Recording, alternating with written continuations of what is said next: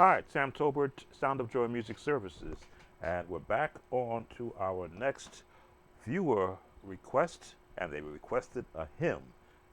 Been a while since we've had a chance to do a hymn. We're going to show you some ways to broaden your chord palette for playing hymns. The request is, I love to tell the story. As often I have said, you should have a version of the African American Heritage Hymnal in your repertoire as a reference. And if you do have it, I believe it was page 513. Let me verify that just to make sure. Yes, it is number 513. I love to tell the story. What happens when you have a hymnal at your beck and call? You learn to see the key that it is in from a written standpoint, transcribed standpoint. You get to see the melody and sometimes 3 and 4 part harmony. But we work on the melody and then chording underneath. So the key of A flat is where we're going to be working from.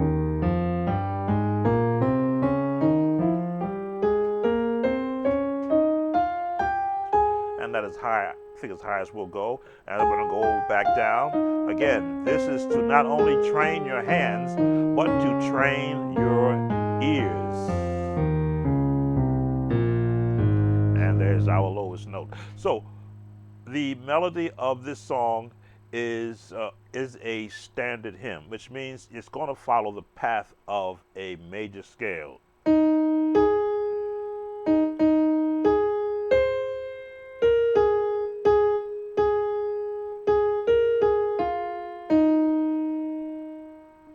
B flat, occidental. E flat is the highest note.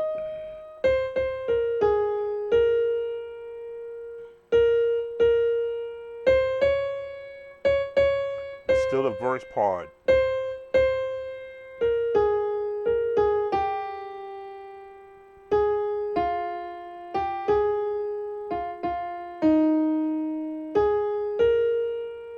C, B flat, A flat.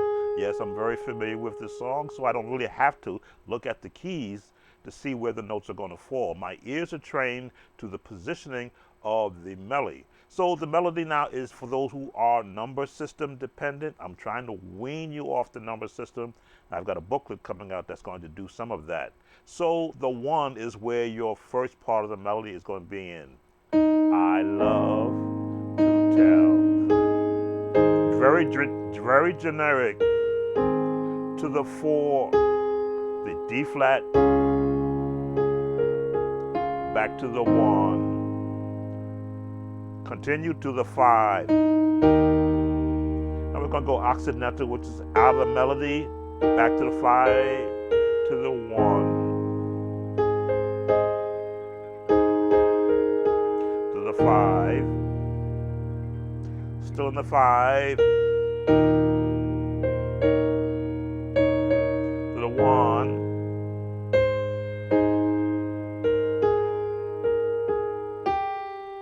going to go to a C major on the 2, stay on the 2 bass but on a 1 chord, to the 4, the 1, the 5, back to the 1.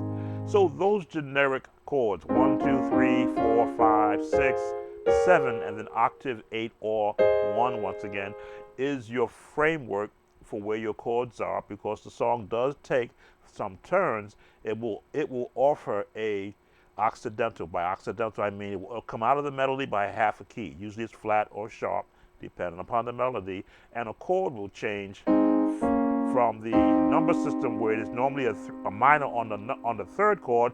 It's again a half a key change, puts it into a major to support the melody line. Now, what happens when you begin to become more comfortable where your chords are formed? You're going to add a bass line. For him, it doesn't have to be walking, but it could be.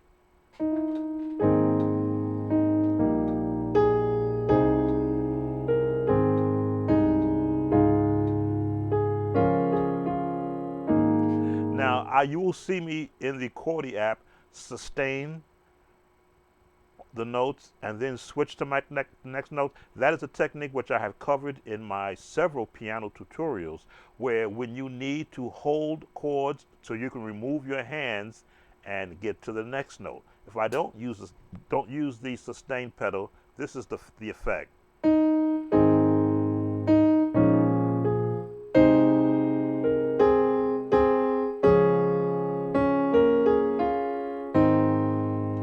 What happens there is now the song sort of loses air. Using the sustain pedal holds chords while you are positioning your hands for the next chords. I'll try to remember that though for those who have made commentary about the notes being held too long. Continue.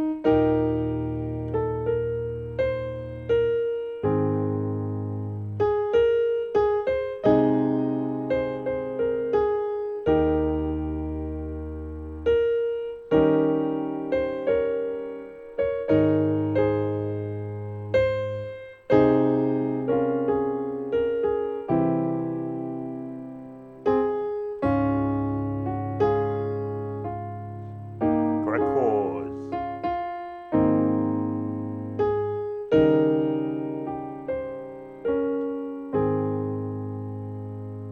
So, and the chorus is very easy.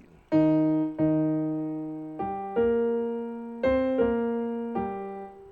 flat, D flat, C, E flat,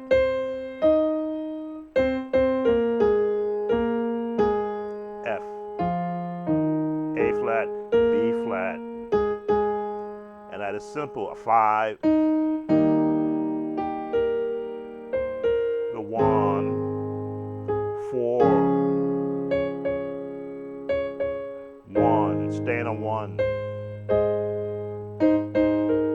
4, 1, or go 5 with a 1 chord. 5. Now again, I show in my instructions or teaching melody lead. If you lead with your melody, now you can learn the basic chords to support that melody line in a church setting. When you begin to extend your chords out, you can now experiment with what other alternative chords you could use. So let's go to the top again, slow it down, but I'm going to extend the chords and use the sustain pedal to show you how you prepare for the change.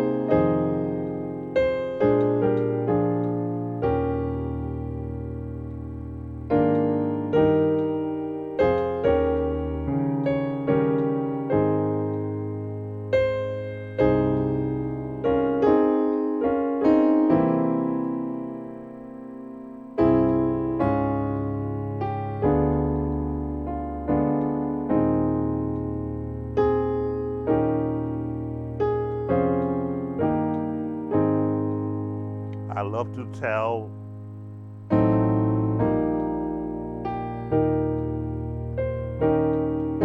walk it up. 4.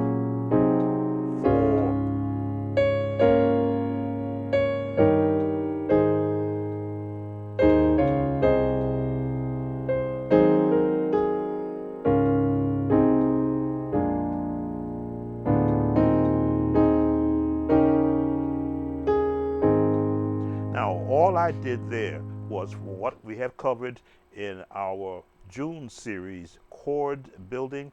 I began to extend the chords underneath the melody and pick and choose what tones that I want to have. I had some jazz tones, I had some classical tones, just to support the melody line. In most churches, no one is singing 4-part harmony. If you were doing 4-part harmony, it would be kind of like this. I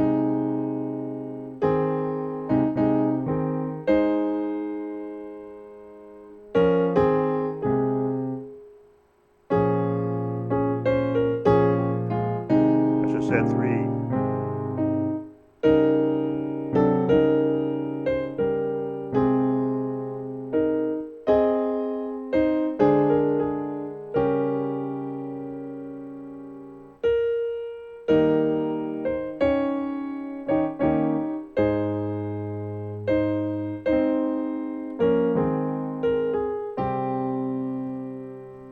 Your note. There it is.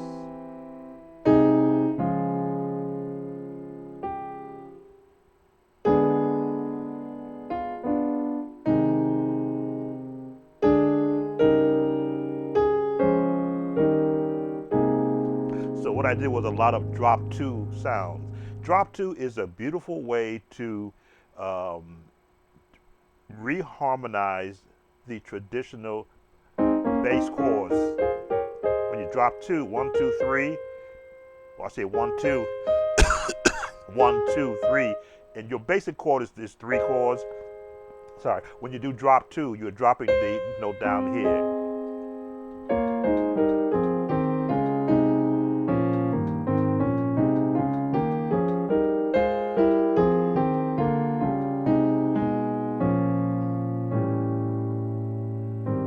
When you get the drop 2 sequence, and all it is scales, playing scales in an alternate way. Let me see.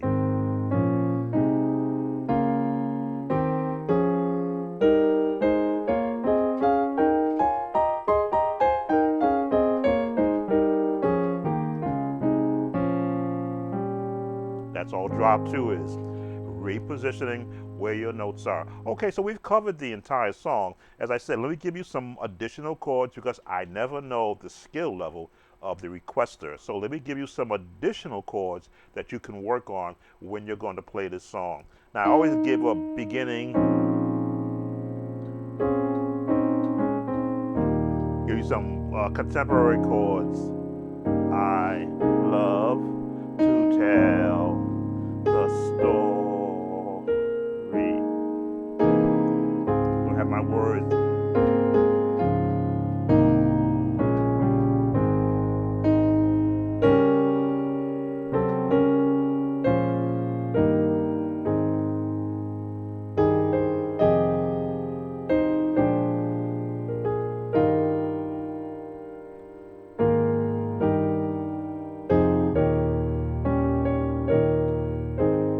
Melody at the top.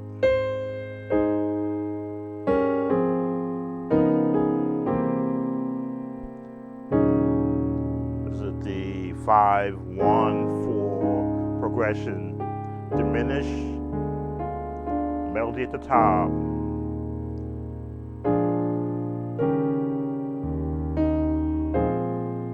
Or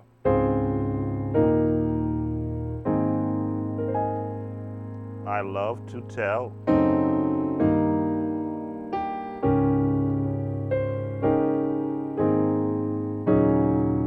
Five, 1, 4. I lost my melody.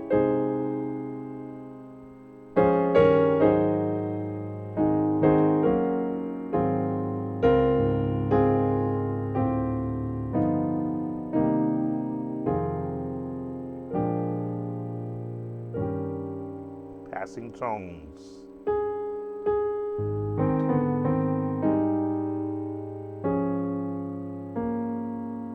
And rest.